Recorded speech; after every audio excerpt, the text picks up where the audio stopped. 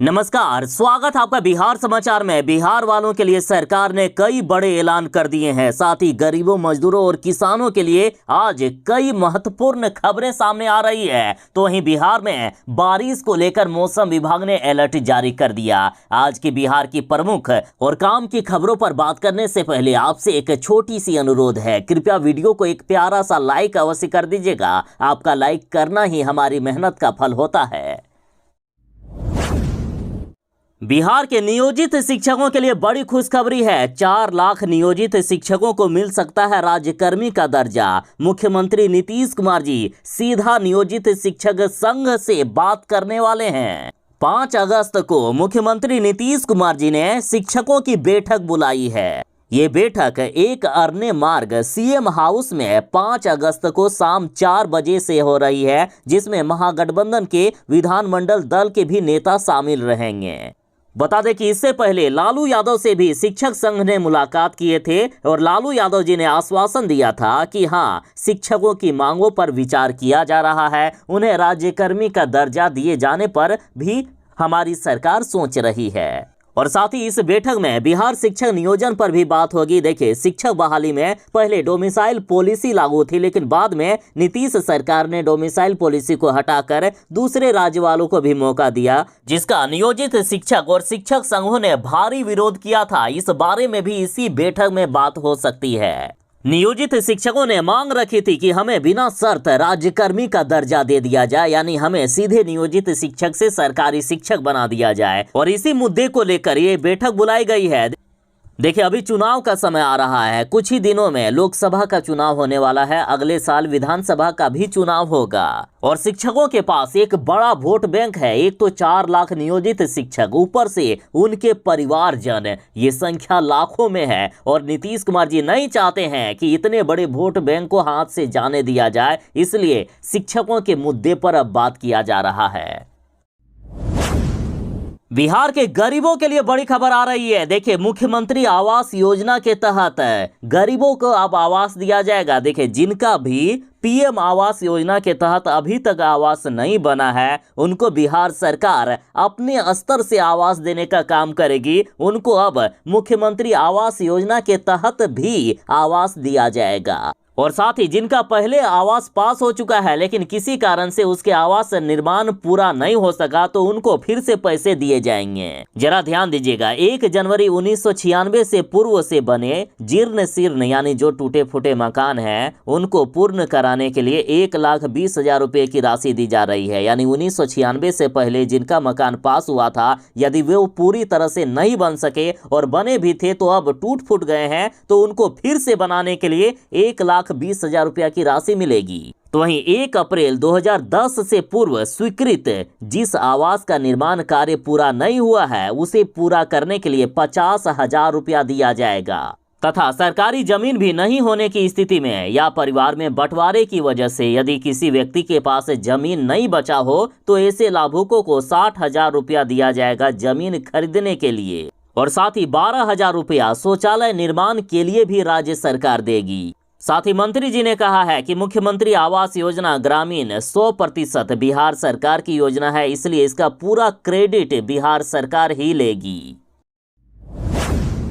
बिहार वालों के लिए बड़ी खबर है। मौसम विभाग ने बिहार में झमाझम बारिश का अलर्ट जारी कर दिया है। बिहार के किसानों के लिए सबसे बड़ी राहत भरी खबर। देखिए, बिहार में अगले 24 घंटों में 18 जिलों में झमाझम बारिश होने वाली है, भारी बारिश होने वाली है। तो आखिर किन जिलों में बारिश होगी? तो देखिए, मौसम विभाग के अनुसार गोपालगंज, सिवान, पश्चिमी चंपारण, पूर्वी चंपारण, भोजपुर, रोहतास, बक्सर, अररिया, सहरसा, मधेपुरा, जमुई, बांका, मुंगेर समेत 18 जिलों में भारी बारिश होने का अलर्ट जारी किया गया। और साथ ही मौसम विभाग ने कहा है कि अगले 48 घंटों के बाद बिहार के कई जिलों में अति भारी बारिश होने वाली है। और ये जिले हैं पश्चिमी चंपारण, पूर्वी चंपारण, शिवहर, सीतामढ़ी, मधुबनी, सुपौल, अररिया और किशनगंज।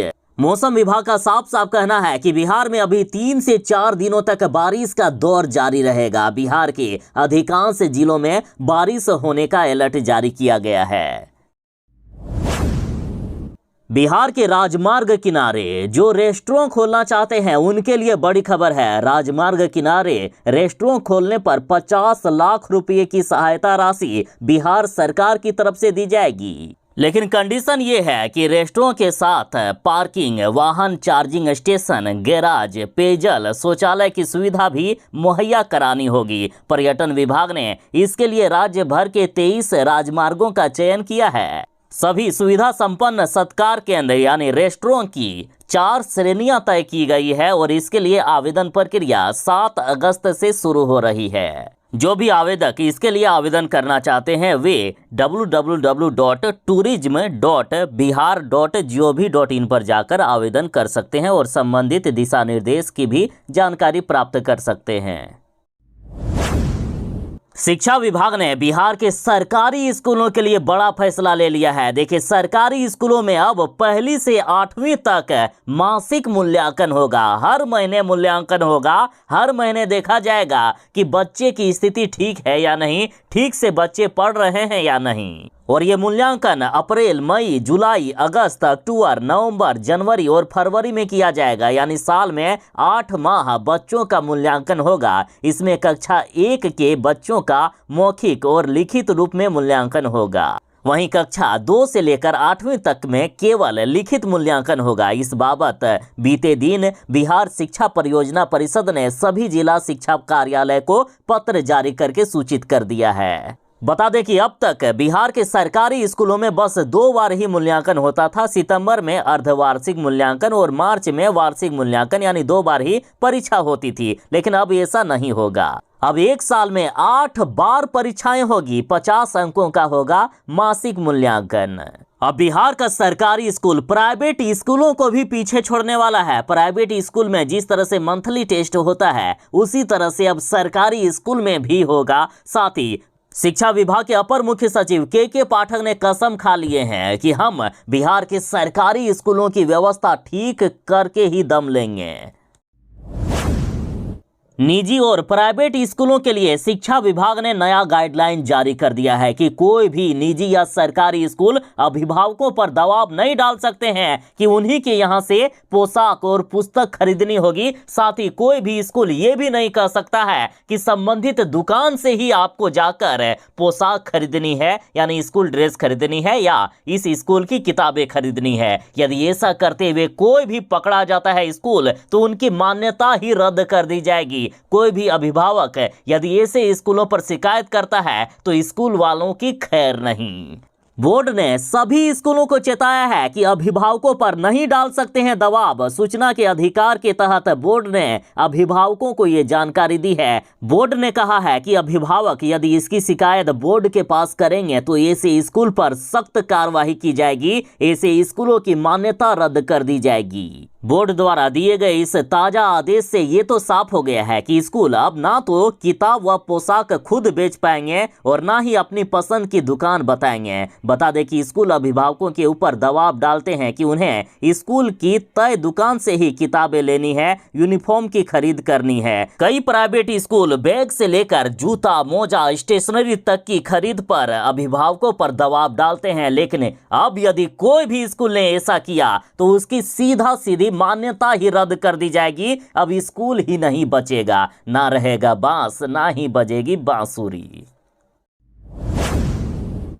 देखिए, एसएससी की तरफ से बड़ी खबर है। जो सरकारी नौकरी की तलाश कर रहे हैं वैसे युवा जरा ध्यान दें। एसएससी ने जूनियर इंजीनियर के 1324 पदों पर बम्पर बहाली निकाल दी है।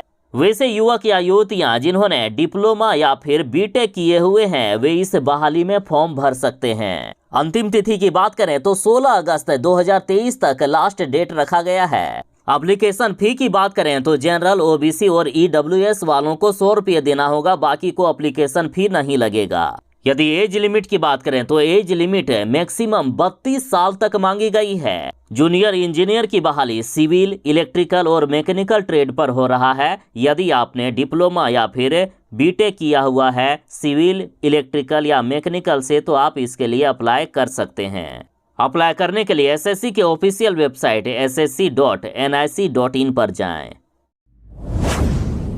जो सरकारी नौकरी की तलाश कर रहे हैं उनके लिए बड़ी खबर है। देखिए, इंडिया पोस्ट पेमेंट बैंक में एग्जीक्यूटिव के 132 पदों पर बम्पर भर्ती निकाल दी गई है। इन पदों पर बहाली कॉन्ट्रैक्ट के आधार पर की जाएगी, जिसकी अवधि 1 वर्ष की होगी। और साथ ही इंडिया पोस्ट की तरफ से कहा गया है कि बाकी कंडीशन को देखते हुए इसकी अवधि 2 या 3 वर्ष तक बढ़ाया जा सकता है। उम्मीदवार यदि किसी भी स्ट्रीम में ग्रेजुएशन पास हैं, यदि उम्मीदवार ने ग्रेजुएट कर रखा है तो इसके लिए आवेदन कर सकते हैं। 26 जुलाई से ही ऑनलाइन प्रक्रिया शुरू है और ऑनलाइन अप्लाई करने का लास्ट डेट 16 अगस्त 2023 तक रखा गया है। एप्लीकेशन फी की बात करें तो जनरल, ओबीसी और ईडब्ल्यूएस वालों को 300 रुपया लगेगा। SC, ST और PH वालों को 100 रुपया एप्लीकेशन फी लगेगा। वहीं एज लिमिट की बात करें तो मिनिमम एज 21 साल मांगा गया है और अधिकतम 35 साल एज लिमिट मांगा गया है। अब रही बात कि इसके लिए अप्लाई कैसे करेंगे, तो अप्लाई करने के लिए इंडिया पोस्ट पेमेंट बैंक की ऑफिशियल वेबसाइट पर जाएं, जो कि है ippboonline.com।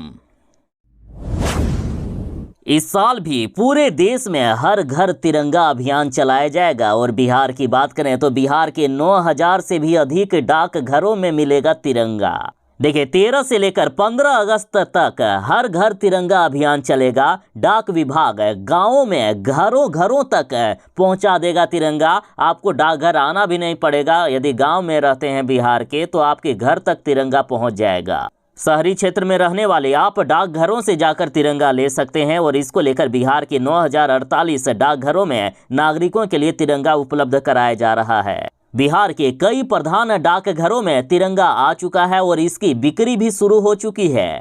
और साथ ही उप डाकघरों और शाखा डाकघरों में भी आज से तिरंगा उपलब्ध करवा दिया जाएगा। और यदि कोई ऑनलाइन तिरंगा खरीदना चाहते हैं तो ऑनलाइन भी ले सकते हैं। ऑनलाइन के लिए आपको डाक विभाग की वेबसाइट, जो कि है www.epostoffice.gov.in पर जाकर खरीदारी करनी होगी। और यदि कीमत की बात करें तो देखिए, डाकघर या शाखा डाकघरों में तिरंगा काउंटर पर यदि आप खरीदते हैं तो 25 रुपये प्रति तिरंगा के हिसाब से लिया जाएगा।